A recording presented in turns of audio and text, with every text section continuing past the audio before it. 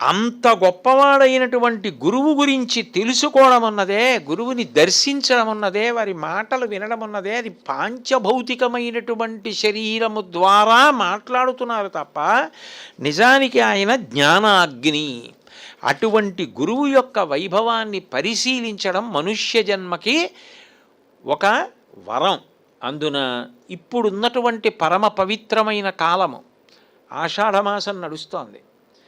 ఆషాఢమాసం అంటేనే గురువులకు సంబంధించినటువంటి మాసం. వ్యాస పౌర్ణమి కదూ వస్తుంది, గురు పూజ.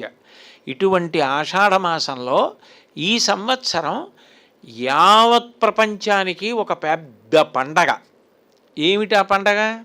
నేను ఇందాక మీతో చెప్పా, 50 సంవత్సరముల పీఠాధిపత్యంలో ఉన్నటువంటి ఒక మహాపురుషుడు పీఠాధిపత్యంలో ఉండగా మనం కూడా ఈ భూమి మీద ఉండడం, మనం వారి దర్శనం చేయడం, వారు కాకినాడ వచ్చారు, మనతో గడిపారు, అటువంటి మహాపురుషుల గురించి స్మరించడం, అటువంటి శృంగేరి గురించి స్మరించడం ఎంత అదృష్టంతో కూడుకున్న విశేషం. అందుకని 3 రోజుల పాటు వారి వైభవం గురించే మాట్లాడుకోవాలి అని మనం సంకల్పం చేసుకుని ఆయనకి వినయాంజలి ఘటించాలి అని అనుకున్నాం. గురువుకి అంతకన్నా మనం ఇవ్వగలిగింది ఏముంటుంది? నమస్కరించడం తప్ప. అటువంటి మహానుభావుడు కుత్సస గోత్రంలో ఆపస్తంభ సూత్రులైనటువంటి బ్రహ్మశ్రీ తంగిరాల సుబ్బయ్య గారు, సుందరమ్మ గారన్న దంపతులకు వెంకటేశ్వరావధాని గారన్న కుమారుడు జన్మించాడు. ఈ వెంకటేశ్వరావధాని గారి చిత్తరు మీరు ఎప్పుడైనా చూస్తే మీకు ఆయనలో ఒక గొప్ప సంతృప్తి కనపడుతూ ఉంటుంది. నేను అనేక మాటలు ఆయన చిత్తరువు వంక చూశాను.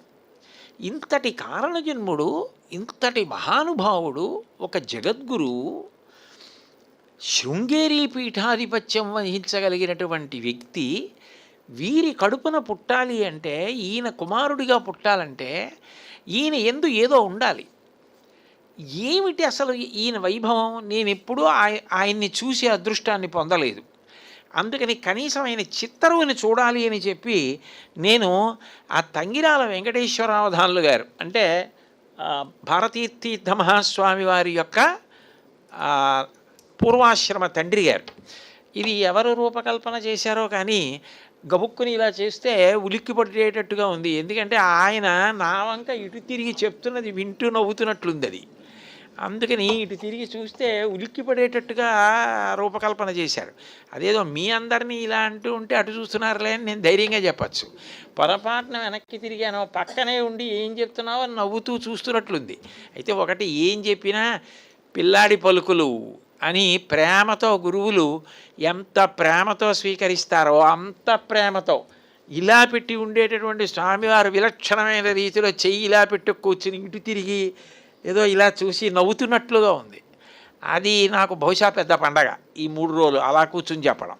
కాబట్టి ఆ తంగిరాల వెంకటేశ్వరావధానులు గారు, ఆయన కళ్ళల్లో ఎంత సంతృప్తి కనపడుతుందో, ఎంత తృప్తి కనపడుతుందో. నేను ఇంత తృప్తిగా ఆయన ఉండడానికి కారణం ఏమిటి అని ఆయన జీవితం గురించి పరిశీలించే ప్రయత్నం చేశా. నాకు అనిపించింది ఏంటంటే, ఆయనకి అవసరాలు ఉన్నాయి, కానీ ఆయనకి మనసులో పెద్ద ధైర్యం ఏమిటంటే, ఇప్పుడు భగవంతుడు అన్నవాడు ఉన్నాడు, వాడి సమయం వచ్చినప్పుడు ఇస్తాడు. ఈ మాట వెంకటేశ్వరావధానులు గారి జీవితంలో ఎన్ని మాటలు అన్నారో కూడా, ఎన్ని మాటలు అనుకున్నారో అన్నదాన్ని కూడా నేను పరిశీలించాను. ఆయన ఉన్నాడన్న నమ్మకం, ఎప్పుడైనా ఒక అవసరం తీరడంలో విలంబనం జరిగితే ఆయన బాధపడలేదు. ఎందుకనంటే, మీకు నమ్మకం ఉందనుకోండి, ఆయన రక్షించేవాడే కానీ మనని శిక్షించేవాడు ఆయన కాదు అన్నది మీ నమ్మకం అయితే, ఇచ్చినప్పుడు మీకు సంతోషం ఉండాలి, ఇవ్వనప్పుడు మీకు సంతోషం ఉండాలి. మీకు నేను ఒకటి ఇచ్చాననుకోండి, మీకు సంతోషం ఉండాలి. నేను మీకు ఎప్పుడూ రక్షణే చేస్తానన్నది మీ నమ్మకం యథార్థమైతే, నేను ఇచ్చినప్పుడు మీకు సంతోషమే. నేను ఇవ్వలేదనుకోండి, ఆయన ఎందుకు ఇవ్వలేదో, ఇవ్వకపోవడంలో కూడా ఏదో ఉంటుంది అని మీరు సంతోషపడగలగాలి. నేను ఇచ్చింది తీసేసాను అనుకోండి, ఎందుకు తీశారో అని మీరు సంతోషపడగాలి. నేను ఇస్తే మీకు సంతోషం, నేను ఇవ్వకపోతే బాధ, ఇచ్చింది తీసేస్తే బాధ అనుకోండి. నేను మీకు కేవలం రక్షణే చేస్తానన్న నమ్మకం మీకు లేదని గుర్తు. రక్షణ చెయ్యగలిగిన వాడన్న నమ్మకం ఉందని ఎప్పుడంటారంటే, ఏది చేసినా ఆయన రక్షణ కొరకే చేస్తారు, పాడు చేయడానికి మాత్రం చెయ్యరు.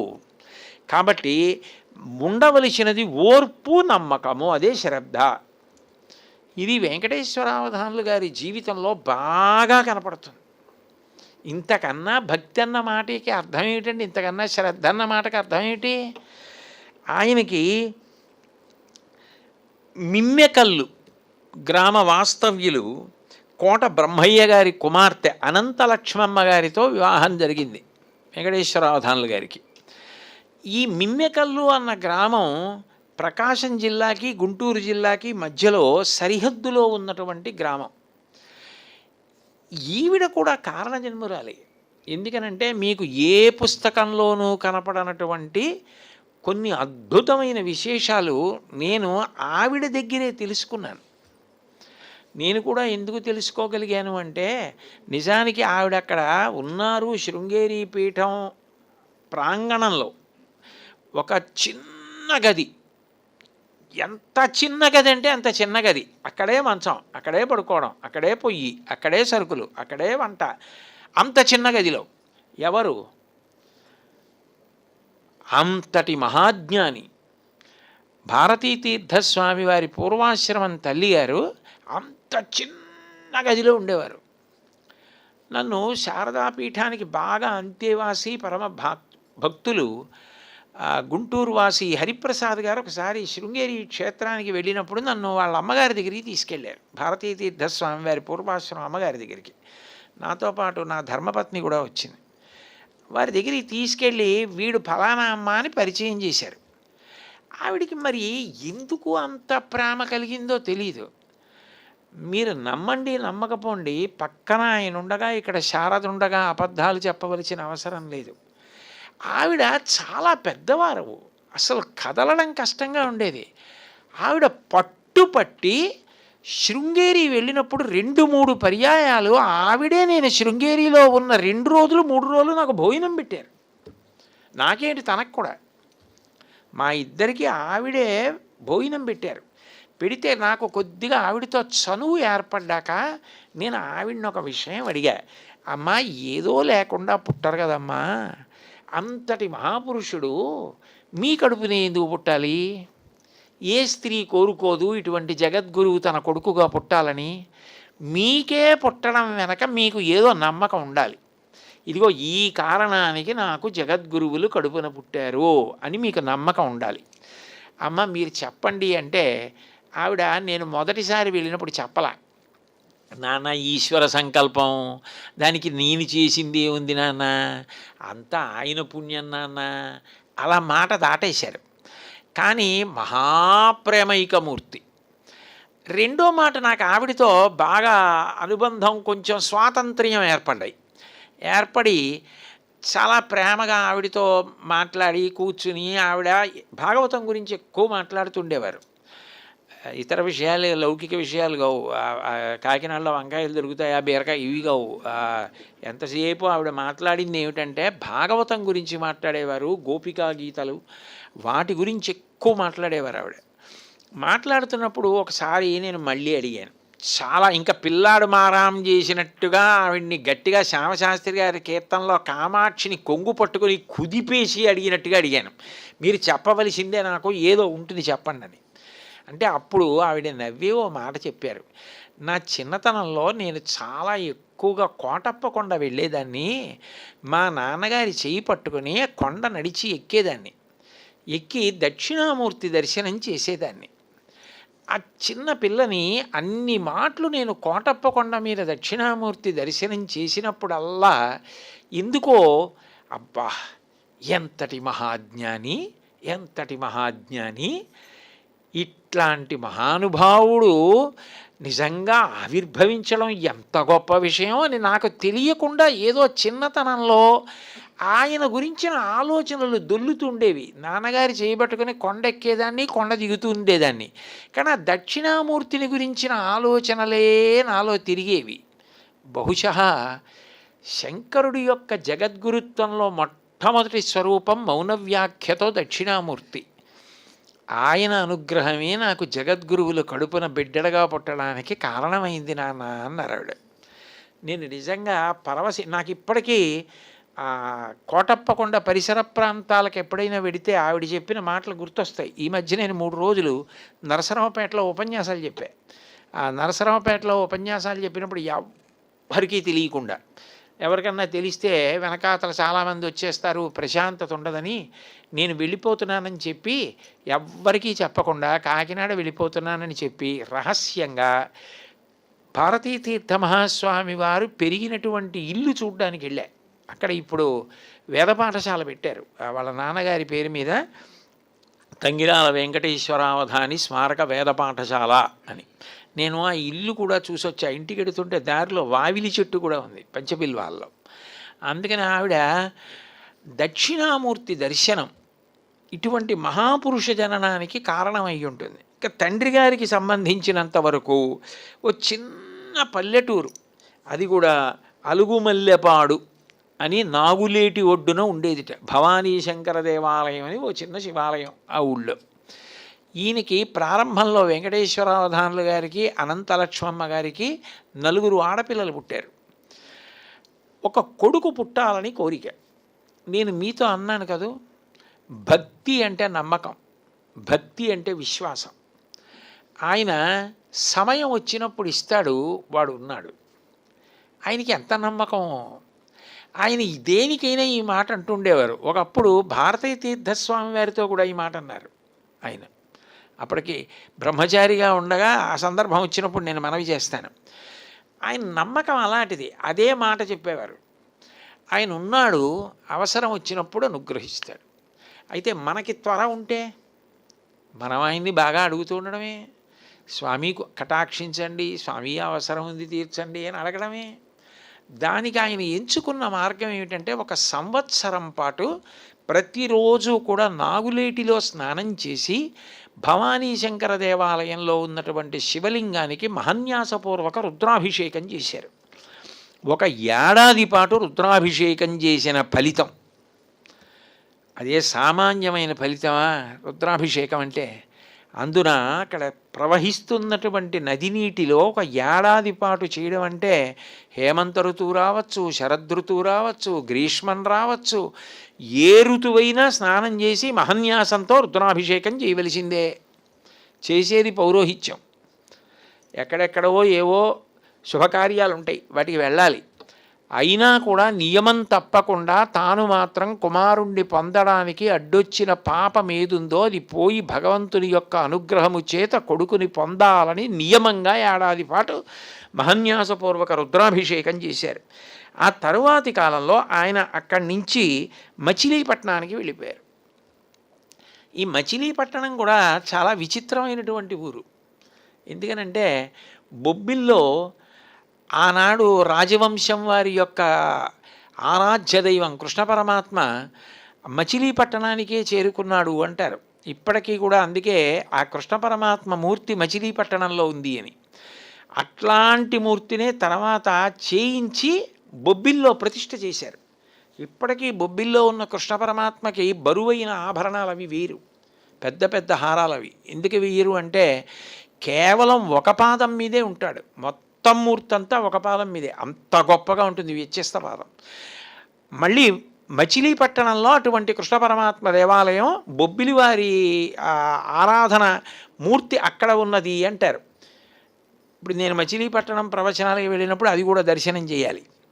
బొబ్బిల్లో కృష్ణ పరమాత్మను చూశాను, మచిలీపట్నంలో చూడాలి. భారతీ తీర్థ మహాస్వామి వారు పుట్టడానికి కారణమైన మహన్యాసపూర్వక రుద్రాభిషేకం వాళ్ళ నాన్నగారు అలుగుమల్లెపాడిలో చేస్తే, తరువాతి కాలంలో ఆయన కారణాంతరముల చేత మచిలీపట్నానికి వెళ్ళి అక్కడ శ్రీరామనవరాత్రి ఉత్సవాలు చేశారు. శ్రీరామనవరాత్రి ఉత్సవాలంటే చైత్రమాసంలో పాడ్యమిలగాయతో వసంత నవరాత్రి ఉత్సవాలు. వసంత నవరాత్రులు చేసి నవరాత్రులు రామచంద్రమూర్తిని ఆరాధించారు. మీరు కొంచెం జాగ్రత్తగా గమనిస్తే దీనికి ముందు ఏముండాలి? అభిషేకం చేయాలంటే విష్ణువారాధన చేయాలన్నా, శివారాధన చేయాలన్నా, అభిషేకం చేయాలన్నా దానికన్నా ముందు ఏం చేయాలి? సంధ్యాహీన అశుచి, సంధ్యావందనం చేయాలి. సంధ్యావందనం చేసినప్పుడు ఎవరిని ఆరాధన చేస్తారు? ముందు గాయత్రీ పరదేవతని ఆరాధన చేస్తారు. అంటే అమ్మవారి ఆరాధన ఉంది, శివార్చన ఉంది. శివ కేశవుల మధ్య అభేదంగా శ్రీరామనవమి ఉత్సవాలు ఉన్నాయి. వాళ్ళ అమ్మగారు మాతో మాట్లాడుతూ మాట చెప్పారు, ప్రతీ నెల సత్యనారాయణ స్వామి వారి వ్రతం చేసేవాళ్ళం నాన్న మా ఇంట్లోనూ అని. సత్యనారాయణ స్వామి వారు అన్నవరంలో వెలిసి ఉన్న చోట మీరు గమనించి ఉంటారు. ఒకే పీఠం మీద అనంతలక్ష్మమ్మ, సత్యనారాయణుడు, పరమశివుడు ఏకపీఠం మీద ఉంటారు అభేదంగా. ఆ సత్యనారాయణ వ్రతం చేశారు. వీటన్నింటి ఫలితం చేసేది చంద్రమౌళీశ్వరారాధన, శ్రీచక్రారాధన, శారదాంబ. నోటితో చెప్పేది నారాయణ నారాయణ నారాయణ. తల్లిదండ్రులు ఏం చేశారో అదే కొడుకుగా వచ్చారు. అదే జగద్గురుత్వం కొడుకుగా ప్రకాశించింది. ఇప్పుడు అక్కడికి వెళ్ళి శ్రీరామనవమి ఉత్సవాలు చేస్తే ఆ తల్లి అనంతలక్ష్మమ్మ గారు ఒకరోజు గర్భిణి అయి పడుకుని ఉన్నారు. పడుకుని ఉంటే ఆమెకు వానర స్వరూపంగా ఆంజనేయ స్వామి దర్శనమిచ్చి 3 పళ్ళు చేతిలో పెట్టినట్టు కలొచ్చింది. ఆమె మరణాడు లేచి నాకు ఇట్లా కలొచ్చింది, 3 పళ్ళు ఆంజనేయ స్వామి నాకు కలలో ఇచ్చారు అని చెప్పారు. 3 పళ్ళు ఎందుకు ఇచ్చారు అని విచారణ చేస్తే ఆ తర్వాత మహాపురుషులైన భారతీతీర్థ మహాస్వామి వారు ప్రభవించిన తరువాత వారి వైభవాన్ని బట్టి అర్థమైన విషయం ఏమిటి అంటే 3 ఆశ్రమములు దాటేటటువంటి వ్యక్తి పుడతాడు అని. ఎందుకని అంటే మొట్టమొదట ఆ పుట్టినప్పుడు ఒక పుట్టుక, తల్లిదండ్రుల కడుపున పుట్టినప్పుడు ఒక పుట్టుక. రెండవది ద్విజుడు అంటారు, రెండో మాట పుట్టాడు. ఇప్పుడు అంటే ఉపనయన సంస్కారము చేత బ్రహ్మచారిగా ఉపనయన సంస్కారం జరిగింది ఆయనకి 7వ ఏట, అందుకని రెండో మాట పుట్టారు. సన్యాసాశ్రమ స్వీకారం చేస్తే మళ్ళీ పునర్జన్మ, 3వ మాట పుట్టారు. అంటే 3 దాటేటటువంటి వ్యక్తి పుడతారు నీ కడుపున. మధ్యలో ఉన్న గృహస్థాశ్రమం ఉండదు. గృహస్థాశ్రమం వానప్రస్థం లేకుండా పుట్టుక, ఉపనయనము, సన్యాసాశ్రమము 3 అద్భుత సంస్కారములను పొంది జగద్గురువుగా ప్రకాశించే వ్యక్తి పుట్టబోతున్నారు. 2 మనందరం ఎన్నేళ్ళు బ్రతికినా, మనందరం అంటే మిమ్మల్ని కాదు, నా బోటిగాడి గురించి నేను చెప్పేది. 3 జాగ్రత్త, స్వప్న, సుషుప్తి. ఉంటే జాగ్రత్త ఇంద్రియాలతో ప్రవర్తించడం లేదు. రాత్రి నిద్రపోయినప్పుడు ఇంద్రియములు అణిగిపోతాయి, మనసొక్కటి ఇంకా తెలివిగా ఉండి సృష్టిస్తూ ఉంటుంది. స్వప్న, సుషుప్తి ఇంద్రియాలు మనసు కూడా ఆత్మయందు లయమైపోయి అజ్ఞానావస్థ అని బ్రహ్మముగా అనుభూతి, కానీ అజ్ఞానము చేత తెలియబడే అవస్థ కాదు సుషుప్తి. ఈ 3 ఈ 3 కూడా దాటిపోయి ఆత్మవస్తువుని అనుభవంలోకి తెచ్చుకొని సాక్షిగా నిలబడగలిగినటువంటి వారెవరో వారు తురీయమునందున్నారంటారు. 3 దాటి తురీయమునందు నిలబడగలిగినటువంటి మహాపురుషుడు జన్మించబోతున్నాడు అని చెప్పడానికి ఆంజనేయ స్వామి 3 పళ్ళు ఆవిడికి ఇచ్చారు. ఇస్తే ఆవిడ నిద్ర లేచిన తర్వాత ఈ స్వప్న వైభవాన్ని తెలుసుకొని నాకు నిజంగా అట్లా కుమారుడు జన్మిస్తే నేను ఆ కుమారుడికి ఆంజనేయ అని పేరు పెట్టుకుంటాను అన్నారు. ఈయన ఏడాది పాటు చేశారు కదూ మరి అభిషేకం. ఆ పైన శ్రీరామనవమి ఉత్సవాలు చేశారు. శివకేశవులకు అభేదం. అలా భేదాలు పాటించే వాళ్ళైతే ఎంతసేపు ఆ రూపాల దగ్గరే జుత్తు పీక్కోవడం దగ్గర సరిపోతుంది. అట్లాంటి భేదం లేదు కాబట్టి సీతారామ అని పేరు కలిసేటట్టుగా నేను పేరు పెట్టుకుంటానని నాన్నగారు అనుకున్నారు. చిట్ట చివరికి ఆయన 11 ఏప్రిల్ 1851 చైత్రమాసంలో శుక్లపక్షంలో షష్ఠి, అటు తిరిగి ఇటు తిరిగి అనుకోకుండా మనం చేసుకుంటున్న ప్రవచనాలు కూడా షష్ఠి నాడు ప్రారంభం. ఇవాళ పొద్దున్న సూర్యోదయానికి షష్ఠి, ఇప్పుడు సప్తమి. కానీ మనం కూడా అనుకోకుండా చైత్రమాస శుక్లపక్షం కాకపోయినా ఇది అలా అసలు చూడకపోయినా షష్ఠి నాడు ప్రారంభం అవడం భారతీ తీర్థస్వామి వారి కటాక్షం. అందుకని చైత్ర శుక్ల షష్ఠి నాడు వారు ఆవిర్భవించారు. అమ్మగారు, నాన్నగారు అనుకున్నటువంటి 2 పేర్లు కలిపి సీతారామాంజనేయులు అని ఆయనకి నామకరణం చేశారు.